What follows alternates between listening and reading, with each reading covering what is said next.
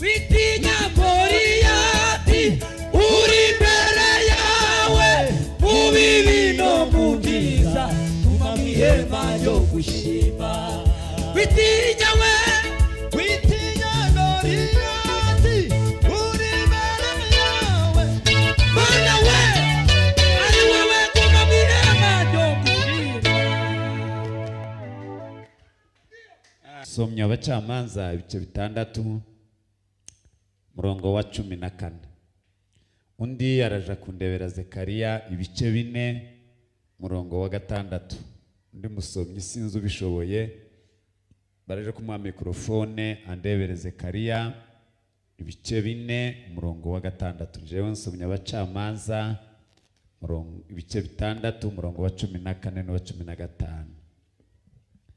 Bibiliya yavuze ngo nuko Uwiteka aramwitegereza aramubwira ati genda uko izo mbaraga zawe zingana ukiza Abisiraheli amaboko y'Abamidiyani sinjugutumye hariho point d'interrogation ku 15 havuze ngo Gideyoni aramusubiza ati ariko Uwiteka Abisiraheli n'abakirishiki iwacu turaboroheje mu muryango wa Manase kabandi n'umuherezi mu nzu ya data.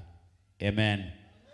Wowe undi wahabonye na dusomere ubuhanuzi bwa Zekariya ibice 4 murongo wa 6. Yego. Bibiri ijambo ry'Imana ravuze ngo aramusubiza ati yego ijambo Uwiteka antumye kuri Zerubabeli ngiri ati yego sikubwa amaboko kandi sikubwa imbaraga ahubwo ni kubw'umwuka wanje. Yego ni kuwiteka. Amen. Kwa turaganira ijambo rivuga ngo tembea katika ule uweza ulionao koresha imbaraga ufite genda ukoreshe imbaraga ufite. Umuvugabutumwa mwiza nusa na Paulo hariya mu bice 3 by'aba Filipi aho yivuze asa n'uwihana kugira ngo abone kwihanisha abandi. Aravuga ngo nyamara ibyarindamu yanje nabitekereje ko ari igihombo ku bwa Kristo ngo ndetse n'ibintu byose mbitekereza ko ari nk'amase kubwo ubutunzi butagira akagero ngo niko gutunga Kristo ngo kubwuwo nahombye ibyanje byose. Paulo rero kugira ngo aje kubwiriza intege nke z'abandi yabanjije kuvugiza. Bwana sifiwe. Sinzi nimba muri mukunkurikira. Kugira ngo aje kuvuga intege nke z'abagabo n'abagore yabanjije kuvugiza. Abwira Abafilipi arababwira ngo nyamara ibyarinda mu yanje nabitekereje ko ari ivuga nabitekereje ko ari igihombo ku bwa Kristo ndetse n'ibintu byose ngo mbitekereza ko ari nk'amase ngo kubwo ubutunzi butagira akagero aribwo gutunga Kristo. Umuririmbyi mwiza wakeneye kuririmbisha abandi kugira ngo bafatwe banezerwe yarabanjije ariririmba aravuga ngo Mana umvugutire kandi ucure inkamba zimvemo maze ubone kumpindura icyuma cyo gukoresha mpindure ya materaniro. Uranyumvise? Amen. Umusenzi mwiza nuwabanjije kwiyerekwa nka Yesaya mu bice 6 mu rupfu rw'umwami Uziya ngo ariyerekwa ngo yiyerekwa avuza induru aravuga aterega ndi igitangaza cy'igihume neretswe ibyaba by'Abayuda ntarabona ibyanje ngo arangize aravuga ngo mbunyishano sinzosubira guhanura. Marayika w'Imana ngo azana ikara ry'umuriro arikuye ku rugarama ngo arimukoza ku kanwa aramubwira ngo wereye uyu munsi ndakubabariye wari warisha abandi nawe uri kibore ariko ndakubabariye uhereye umunsi haguruka rero. ngo arangize aravuga ngo ese ninde utuma Esaya aravuga ngo ntuma kuko umaze kumpumanura. Amen. Nimusome ijambo byanganirije umwuka aranganiriza. Nukuvuga ko uyu mugoroba tugiye kuvuga ayo twari twibitsemo yose ko turagendaga dutera tugana ku musozo.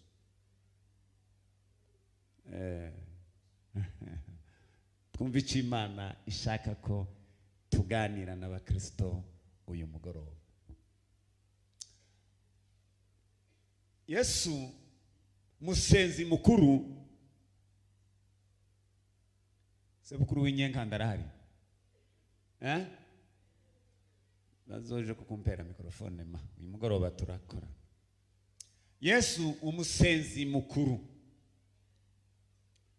wari warabigize umwuga kugira ngo nawe naje tuzamwigireho. Yasengeye ahatandukanye mu bihe bitandukanye kugira ngo akunde akoresha imbaraga z'Imana zari zimurimo. Gusa nababashwe n'abagabo n'abagore batigeze bimenya abo bari bo ngo bitahure ko ari ibitangaza, batekereza ko abandi ari byo bitangaza imbere yabo. Nta uri igitangaza imbere yawe igitangaza gihari ni Yesu. Ala fremelas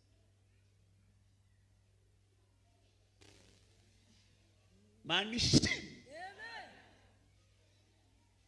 manihibas ta kindi gitangaza kiguhagaze imbere. Igitangaza kiguhagaze imbere ni Kristo gusa. Nta wundi muvuga butumwa ukomeye imbere yawe. Muvuga butumwa ukomeye ni Kristo. Hallelujah! Umusenzi ukomeye imbere yawe. Umusenzi ukomeye imbere yawe ni Kristo.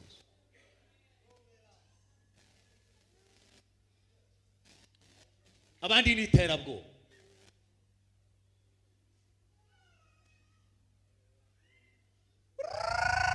Hallelujah! Manimba! Iyo umusenzi atari yerekwa, iyo umuvuga butumwa ataramenya intege nkeze, umuririmbyi ataramenya intege nke ziwe, ni iterabwoba. Kuko ari wabo w'umubiri.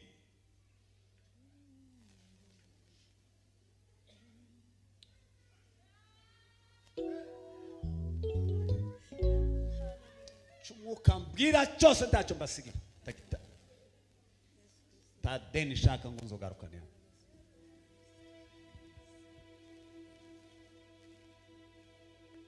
Hallelujah! Hallelujah!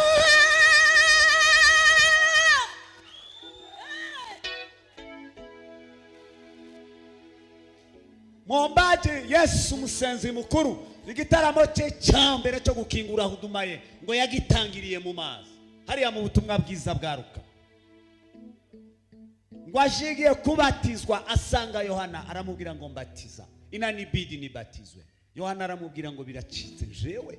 Yesu aramubwira ngo nutambatiza tawutse baduhuye na. Arapfukama mu mazi. Arasenga. Ngo amare kumusuka amazi. Ngo Yesu akaomba. Ngo atangire gusenga ngo mbingu zikamufungukia. Bizimana icyubahiro. Hallelujah! Icyo nicyo cyitegererezo kigomba guhagarara imbere yacu. Wasenze ngo mbingu zikamufungukia, ijuru ngo rirakinguka. Ngo rimare gukinguka hamanuka ngo umwuka umeze nk'inuma ukamukalia juu. Nyuma ngo haza ijwi ry'Imana riramuhamya. Riravuga ngo uyu mwana wanje nkunda kandi kamwishimira. Ngo ni Mwoba. Tugomba gusenga tukumva ijwi ry'Imana rikabanza rikaduhamya. Wahamijwe nani? Hallelujah! Tugasenga ijwi ry'Imana rikaduhamya, rikavuga ngo nukuri ndagwa. Umwuka w'Imana kamanuka kicara muri twe.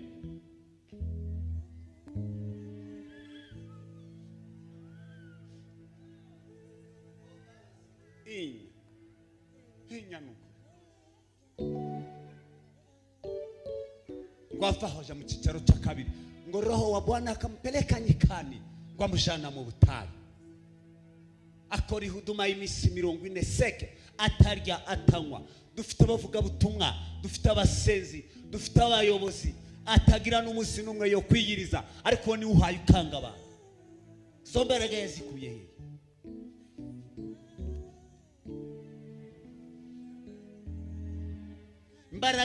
imbaraga z'amafungo zigira izindi imbaraga hejuru y'imbaraga.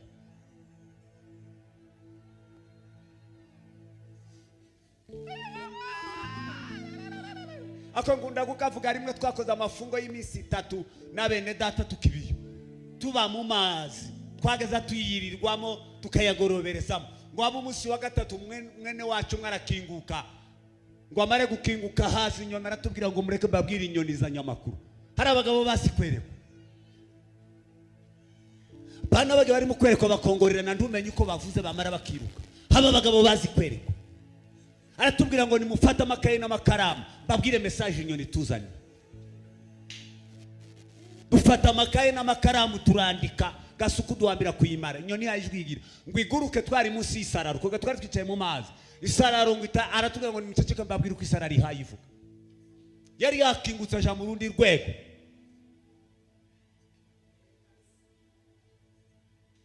Akazaganira n'amazi.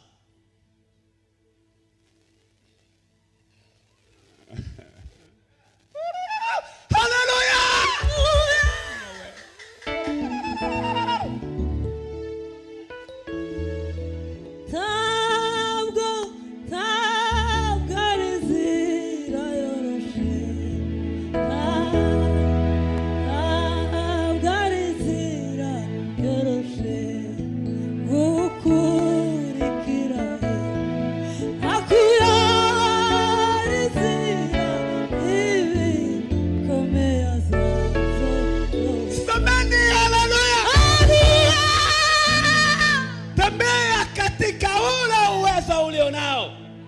Nizombaraga Imana hayikenera gukoresha ziri yufite. Yesu ngo ajanwa mu butayu amara iminsi 40 n'amajoro 40 seke atarya atanywa ngo aganira n'Imana. Ngo arangize Satani araza ngo aza kumugerageza. Turagera mu rwego Satani atokugeragerezamo.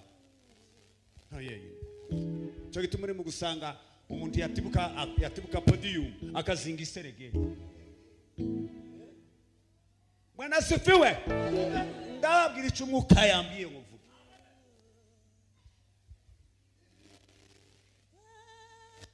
Muntu yasohoka akambura korome akagenda agafata kenju akamira amazi cyangwa akayamena agakubitamo kakandi. Baza baseruka bakagira ngo ni kinju yicaye. Naho yicaye kuri ya.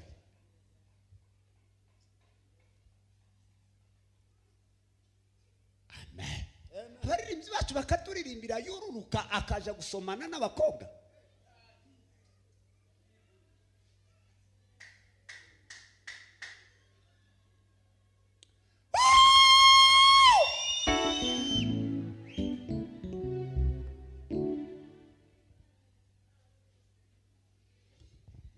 Yesu mwana.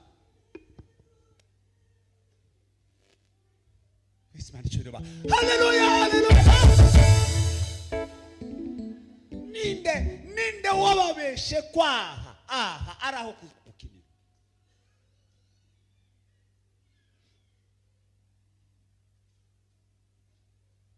Satani arazaza kumugaragaza. Ngo ashika sanga Yesu ari mu gitaramo cy'umutimiro. Ngo abanza kumugarageresha inzara aramubwira ati washoje.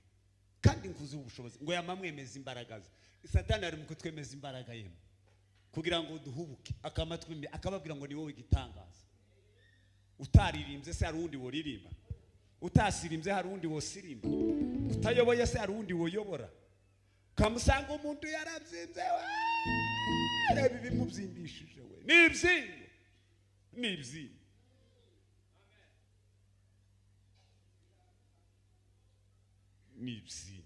Nibza.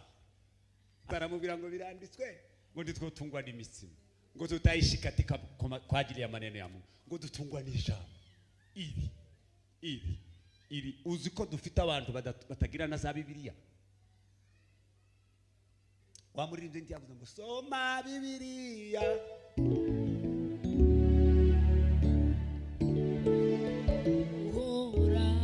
subirana soma Bibiliya iza kubohora. Nukuri ndi wowe umusenge umusenzi utagira bibiliya ngo uzoreke kugwa utazusoma ijambo. Ntiwoba umuririmbyi utazusoma ijambo ngo satani azareke kuguhena. Ntiwoba umuyobozi wo gukunguta bibiliya ku cyumweru gusa ngo ugiye kuyobora ngo bizokunde. Ibi nibyo kurya byacu by'iminsi yose. Yesu aramubwira ngo tuzotungwa n'amagambo ava mu kanwa kawe. Satani ngo kikaza kishigitwa kuri mwene Mariya nzomubwira ute ngo arangize ngo aramubwira ngo ngiye kukugaragarisha icubahiro. Ubu bwami bwose wabona n'ubwanje numfukamira ukandamye ngo ndabukugabira. Nijubuka. Yesu aramubwira ngo yawe ngo mu mategeko ya Mose Imana yamuhereye ku musozi Sinayi ngo ari mu itegeko rivuga ngo ntiyakagira iyindi mana dupfukamira ngo tuyirame ngo kuyuwiteka Imana gusa yo mwijuru. Uziko abantu basigaye barara baganira n'imiha ariko bwaca mu gitondo bakavuga kuri za rugo.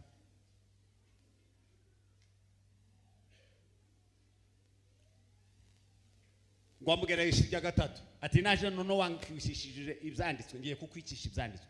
Ngo amuzamura ugasongera ukiza aravuga ngo Zaburi ya Dawidi iravuga ngo nusimba abamarayika bazagutegera amaboko ngaheguruka.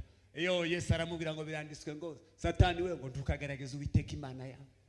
Ngo cyama cerekere ngo kiramubwira ngo sha uransinze ngo ariko nzosubira ngo utega ikindi gihe. Satani yarazi ko Yesu azaja ku musaraba aravuga ngo nzogutegera ku musaraba. Yesu aravuga ngo no ku musaraba nzoba ngifite izimbaraga. Bari mu kukugerageza none wananira bakakubwira ngo ikindi gihe tuzokugerageza.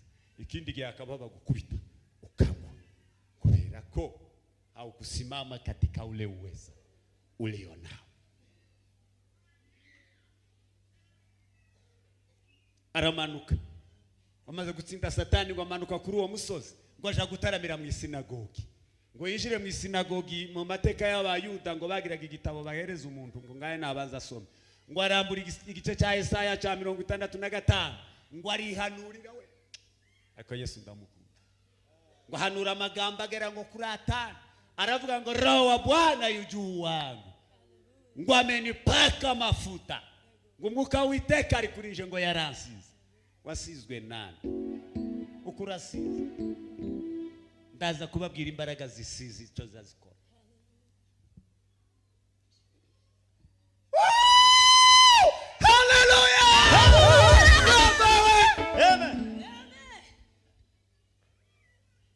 Habizindi imbaraga zirenze zimuri mukubona izi muri mukubona zo tunyunyuzwa.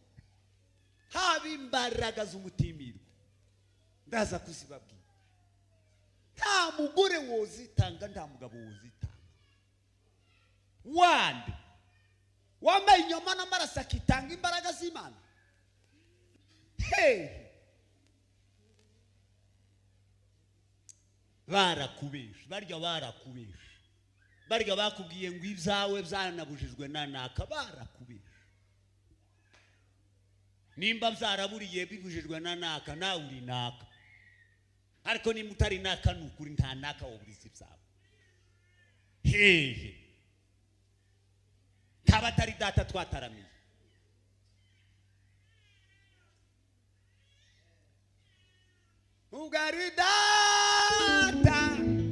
Ugaridata wabivuze ugaridata wabivuze bizoshika.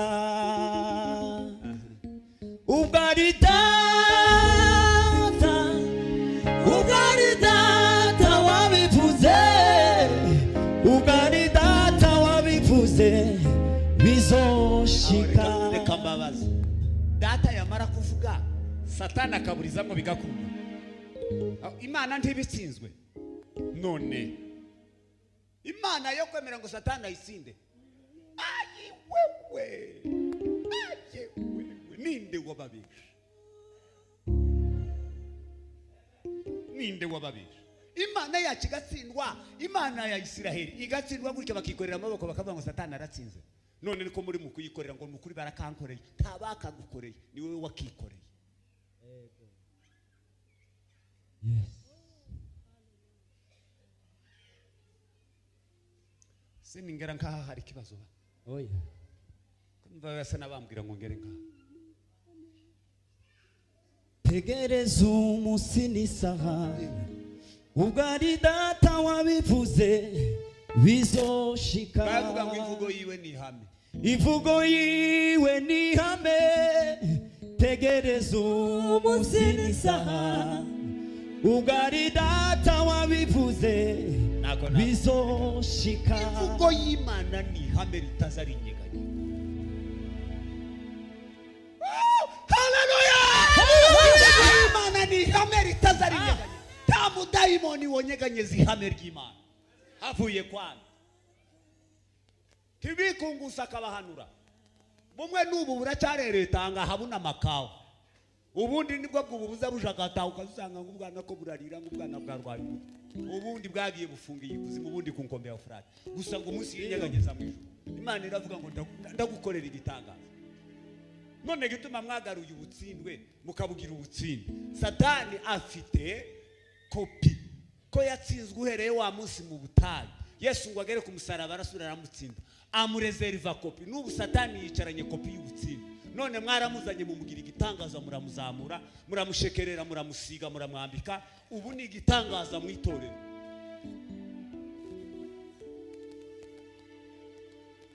Ariko muri mukuntangaza umuntu bahaye kopi y'ubutsindwe no barayibitse. Ikindi cya kabiri ngo afite kopi yo kuzacirwaho iteka. Ariko yaraje aricara mu bagabo no mu bagore, mu basezi no mu bavuga butumwa, baramuzamura, bamuha intebe z'icubahiro, baramusiga, baramwambika, aragangara bigitangaza. Ubu ari mu kugenda haye yivuga nk'intari yashaka umuhigo.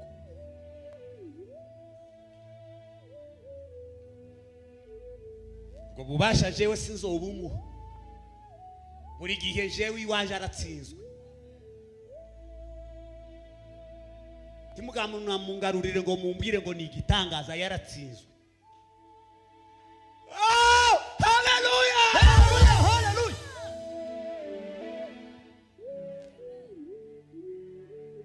Ari mzibageza ngo yaratsinzwe Yesu, sinzatsinda. Nimufunge iyo telefone ni yaje. Mwamwizi.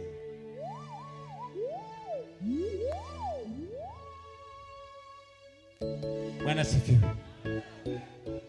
Cyangwa muyihereze mugunga agenda yitaba menye. Tugaruke. Bwana sifiwe. Ngo arangize nari mbabwiye ko aravuga ngo umwuka w'Iteka ari kurije, ngo yaransize, ngo yansigiye amagambo 5. Ijambo rya mbere ngo mbwiriza abakene ubutumwa bwiza. Abayuda bari bagira ingeso kirya namwe mugira umutunzi akicara ku ntebe z'imbere, uwazanye costume nziza, uwazanye demi Hollande, nizo za zindi zijya zikomeye. Uwo ni wageze utambutse akicara mu ntebe nziza. Musore wambaye jingisi nziza n'igitoko ni wageze wicara neza. Abandi kandi gabavukana bakabica ziriya kuko ngo ntibaragerwa. Yesu araza aravuga ngo jewe naraje ngo nabariya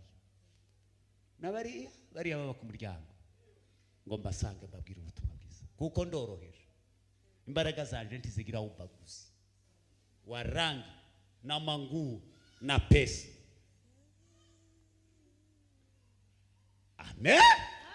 Nico cyamaza amatorero ni ubaguzi. Abafite ibiro by'amasukari nibo bari mu gusurwa. Nibo bakirisitu bagezweho. Tarakibonana arabo. Naje ntumbaza huri baho. Uwogira mu cyangwa bavuze ngo tugure ikintu niwe mu kirisitu ugezweho. Nawe wundi utafite ntagezwe. Yesu aravuga ngo njewe naraje ngo mbwirize nabari. Kuko ngo data yarabantu. Nabari ya data yarabantu.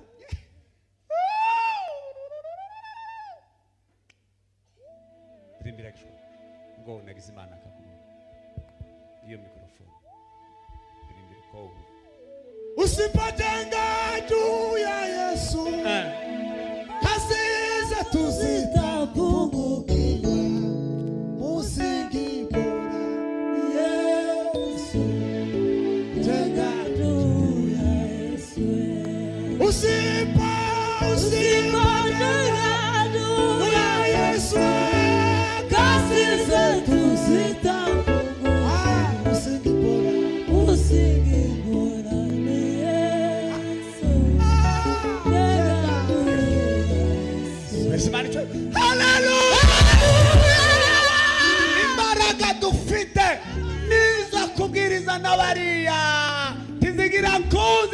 zizazitoranya, zizazikorera amayitaje abafite amafaranga, zizazikorera n'abari, zizazikorera n'abari. Kunze kubavuga hari iwacu baranshavuje umunsi umwe, haza abayumbe baramare babwira bongoreye ababa ati twabonye umudamu umwe afite ikibazo agomba gusengera. Ngo arangize baramenye ubumubwira bati batugeze gaho ngo banzuza n'inoti ya 10. Nukuri kose arasizira babandi bama ngo nutazana ikiro cy'isukari ntubabona. Abayumbe baro batahana ikibazo cya wa mudamu yabuze ifaranga.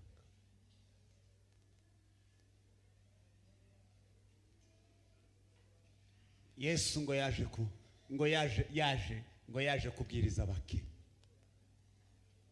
Nabo ngo abasange data yarabamutumye kuko nabo bagomba kubageraho. Muzamumanuka mwike no kuri wawe uryo uvuga ngo inji wanje ndi kwinjira yamabona ngo gahode tume kuleta ya habari nje. Jambo rya kabiri Yesu aravuga ngo nasigiwe kuhumura impumyi. Yaravuze impumyi z'uburyo bubiri. Yaravuze impumyi z'abafarisayo zari zigihumishijwe n'amategeko ya Mose. Izo zari impumyi mu buryo bw'umwuka. Siko mwageze nk'akara. Turacyari kumwe. Impumyi dufite impumyi n'ubundi zo mu mwuka. Nizo za zindi ziri mu kugenda zibunza kakurya kwinka ya ruguru yapfuye ikabura abakiriya bageze bagarara mu muhana ngo muzohinga mweze ngo muze mutwara inyama ngo ni mumara muzampa ibigori. Abakristo b'impumyi mu mwuka bari mu kugenda bibunza ngo se nyabuna ndi mwondambikaho ibiganza bakurambike tembea katika ule uwezo uliona. Reka kwibunza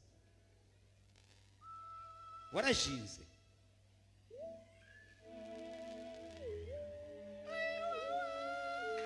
Yabona wale batambuka ngo se jewe ntacyo bamvuzeho. Tembea katika ule uweza uliona. Zombaraga Yesu wakwemera bikusa muruhame ubushake wari wibereye umutuzo ijuru ryose rigusigiza urudaca. Wari wibereye umutuzo ijuru ryose rigusigiza urudaca. Bese dati chube haleluya. La lola te Nije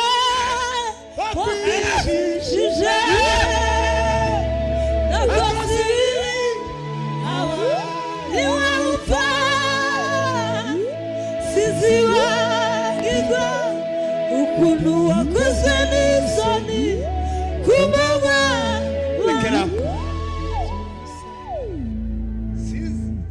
sinzibagirwa wakozwe n'isoni kumanywa izo nari mbabwiye ko ari impumyi ziri mu bagabo ziri mu bagore ziri mu bakozi. Umushumba wasizwe amavuta akaza agapfukama ngo nibamukore mu mutwe ngo bumve ko hari ikimana ivuga karagenda yibunza kubera iki tiyemerana n'imbaraga zimuri kuko nawe yotarama Yesu akazicamo agakora ibitangaza. Ya devie mission cyakora reka bazabibuza ba devie mission. Ese mu mvugo yacu ni iye gute ku devie mission bakwibye balienda njia za kichorochoro ngo bamare bahunga ubwiza bw'Imana nka Adamu na Eva basigara arabo gutegereza gusa ngo abandi nibaza. Impumyi za kabiri Yesu yaravuze ni vipofu wa kimwili ni impumyi z'umubiri. Bwana sifiwe. Abo babatoromayo bariko bamumva tamuze bavuga ngo Yesu mwene Dawidi mbabari. Yesu bakamubwira ngo ceceka ngo lakini akasikia nini hadi muzamuririmba ngo hey take timba alisikia kala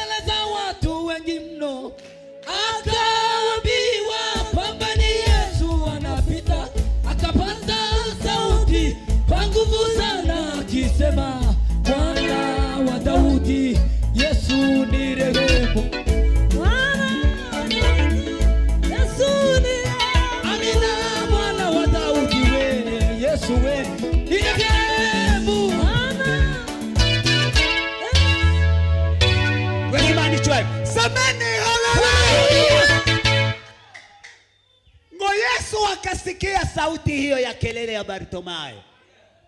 Ngo bariko bamubwira ngo wewe tulia, akapaza sauti yake. Yesu aravuga ngo hiyo sauti siwezi nyomanza, ngo sinocecekera kuri iryo jwi yari mpamagara. Uona niwe kwihamagarira. Tembea katika Bartimayo ngo akatembea katika ule uwezo wake. Agenda mu mbaraga z'ubuhumyi. Tiyavuga ngo bandi bashe kumuvugira. Aravuga ngo mimi mwenyewe nitamuita Bwana. Akapaza sauti sana. Tweze Yesu achicubahiro. Haleluya. Oya yindi yategereza ngo afite amaso baje kumuvugira. Akaba aravuga ngo mimi mwenyewe nitapaza sauti. Hakenewe ijwi ryawe ngo Imana ikoresha imbaraga zayo muri wewe. Titegereje ijwi ry'undi muntu. Hakenewe ijwi ryawe ngo uvuge ikibazo cyawe. Icyatumye udindimara no kubona no kuzamurijwe ngo uvuguriwe. Bartimayo akagisema. Aravuga ngo ndimpu. Yesu arahagarara aravuga ngo umuntu waye wivuga ngomba gukorera kuri iryo jwi. Amen. Umurekuza amukora ku maso. Bartimayo arahumuka. Yesu aravuga ngo naje guhumuka. Zihumuke. Ubusembu nta wundi uzogusengera ngo bukuve. Hakenewe ijwi ryawe. Tembea katika ule uwezo. Bartimayo gusa ngo arasakuza mu ntege z'ubuhumyi ndanabona baticeceka ngo akavuga gusa ngo Yesu mwene Dawidi mbabari. Yesu mwene Dawidi mbabari. Aravuga ngo naje guhumura amavuta ndiho nayo guhumura impu. Uhesa yawe. Bamwe barasiguwe hino kuri kose. Barasiguruwe baradevye barakwetse ngo bamare barasiguru. Ngo bamare bagenda bahaye bibuza.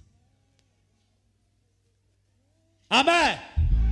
Jagatatara bagira ngo naje ngo kubohora imbohi. Naje kubohora imbohi. Imbohe z'uburyo bubiri. Imbohe zari zikiboshwe n'amategeko ya Mose. Yari yarababereye igitangaza. Bakananirwa gutambuka ngo binjire mu mbaraga z'umwuka wera. Bakama basigara ku mategeko. Yesu aravuga ngo natumwe kuza kubabohora. Babohoke. Basirimbe. Abandi batega ababarizayo burusha basimba bagatega amaboko. Amategeko ya Mose. Yesu aravuga ngo naje kubabohora. Narabohowe.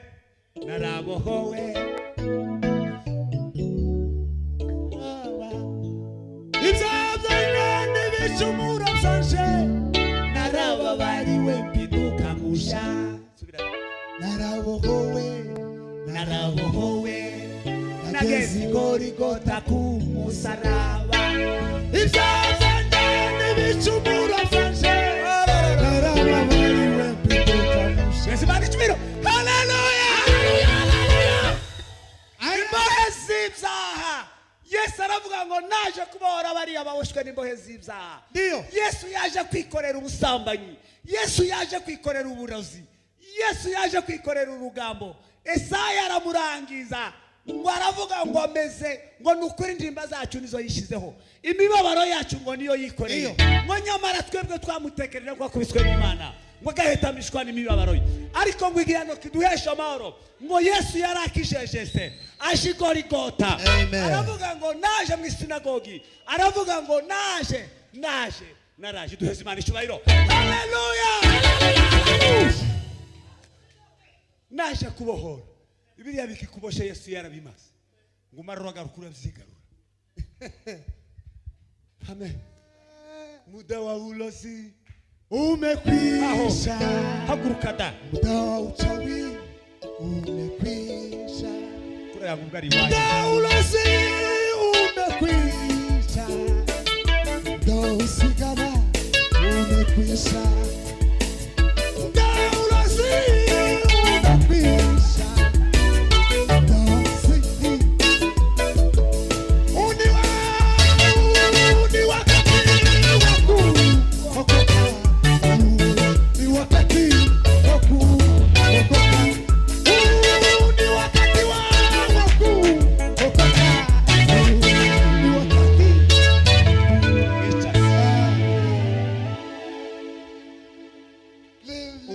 twaje gusiga tuwuteme w'ingesi kubosha numara ubone kwinjira muri katika ule uweza ulio nao ndiwo kwinjira ndiwo genda nizombaraga ukirimbohe.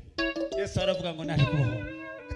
Petero aravuga ngo ubwe ngo yajeje sibyaha byacu mu mubiri wacu mu mubiri we ngo aje kubibambanwa ku musaraba.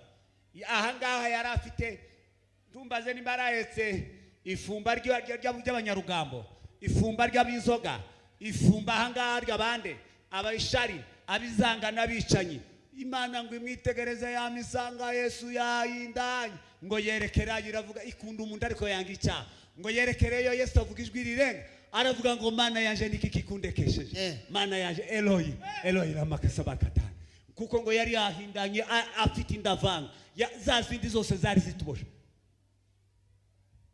Ibyaha byanje byose nizago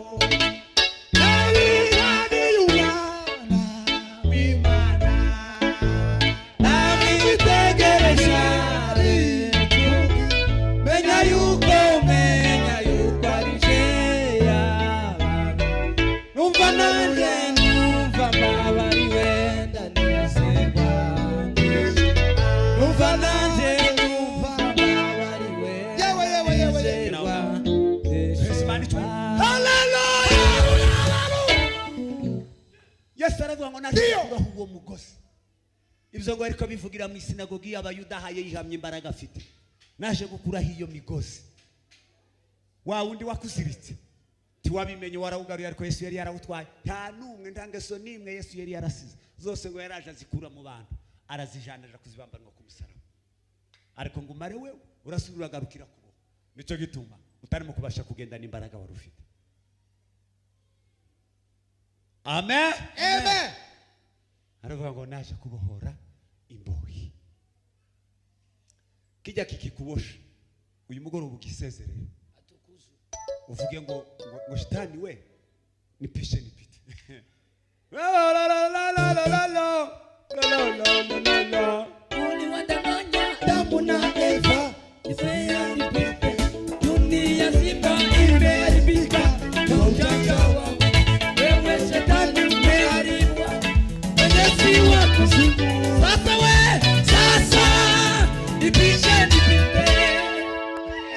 Hallelujah hallelujah sasa nipishe atukuzwe kweli kulimo kwiboheraho daimon. Uzomubwira ngo nipishe nipite katika ule uwezo zombara gufite uzuyibwira ngo nipishe nipite mbisa ntambuke. Hallelujah.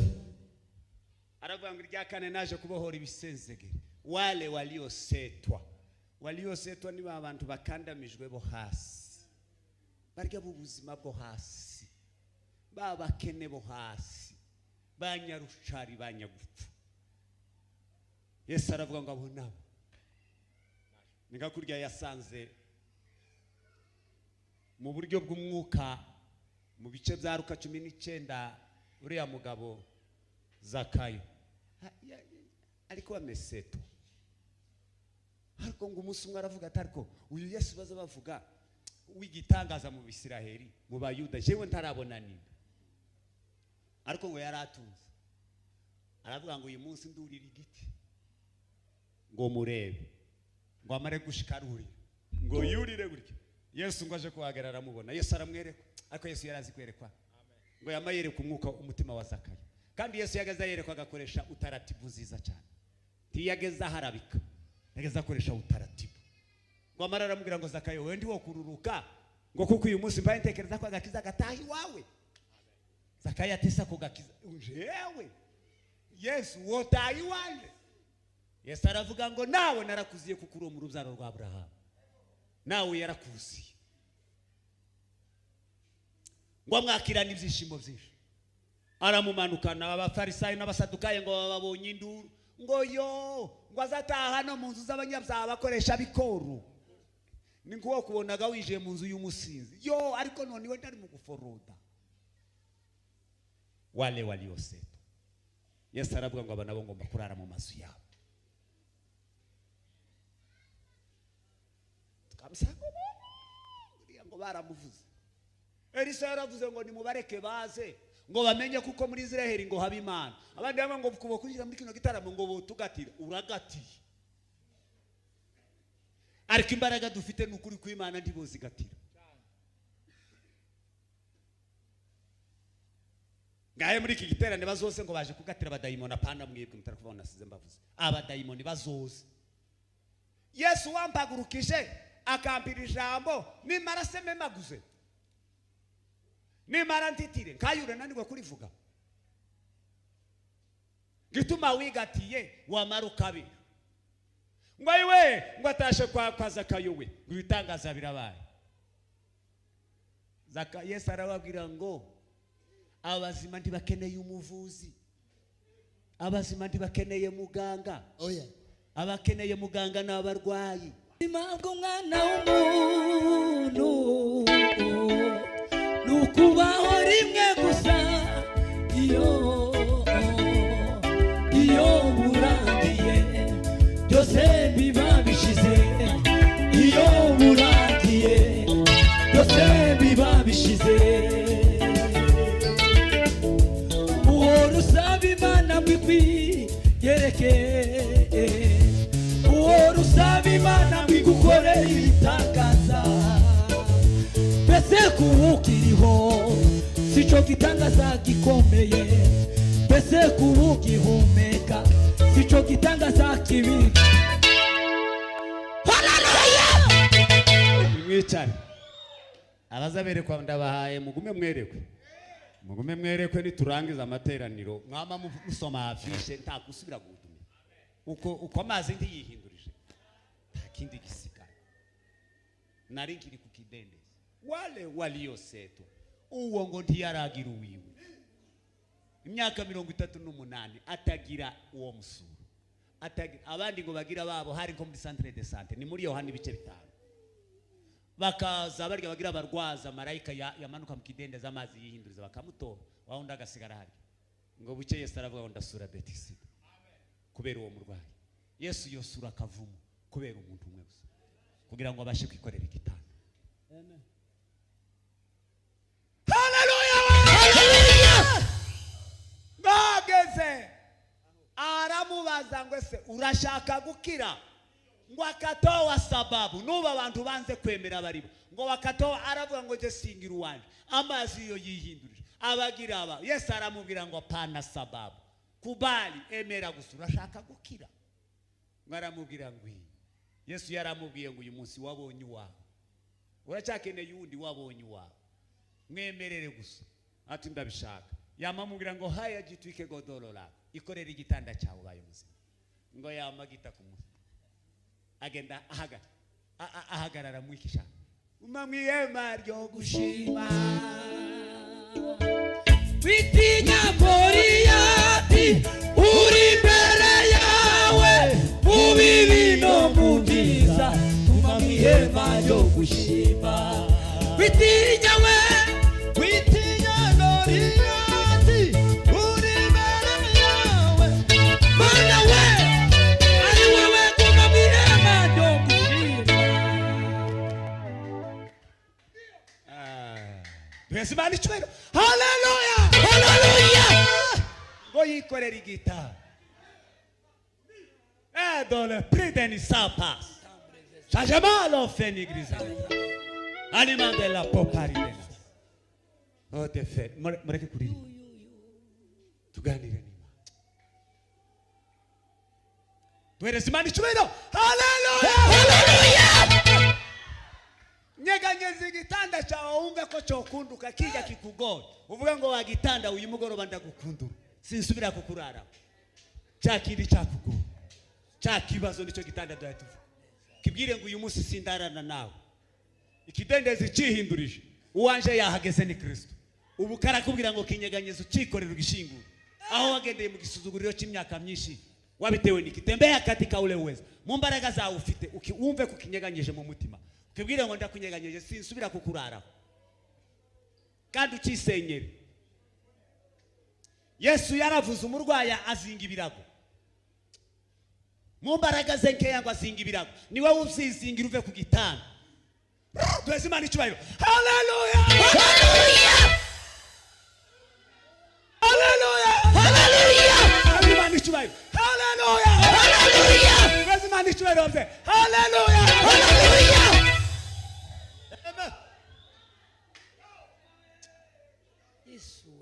La popa si me fait.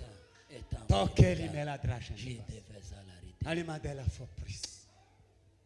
Mani hakichuayo. Ngonaje kubohora ibisezege. Wale waliosetu.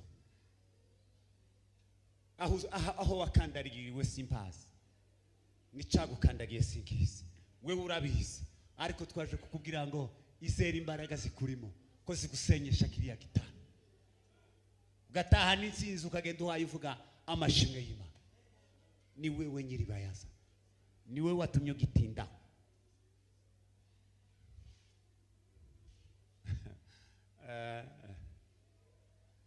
Amen. Atukuze.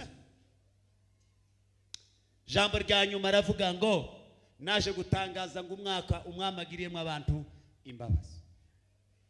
Yaramenye ubwiru bw'ijambo ryo kuja ku musaraba. Lakini hawakujua. Nuba abantu ndi baramenye ubwiru bw'imbabazi za Kristo yatumanuye.